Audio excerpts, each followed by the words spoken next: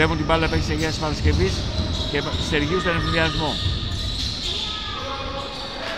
Πασάρι στον Οικονόμου και... Κωστίτζογλου, Σεργιάκης, δεν θα πάει μέχρι μέσα, θα βγάλει στον Οικονόμου που θα στάρει για 3 και θα ευστοχίσει. Βαγγέλης Οικονόμου στη γραμμή των ελευθέρων βολών. Θα σκοράρει και στην δεύτερη. 17 όλα ξανά. Ισορροπία στο παιχνίδι μας. Godwin. Ματσάρι με τον Παπα-Νικολόπουλο να δούμε την έμπνευση του Godwin. Την επίθεση αυτή θα πάει μέχρι μέσα. Θα κοπεί από τον Οικονόμου.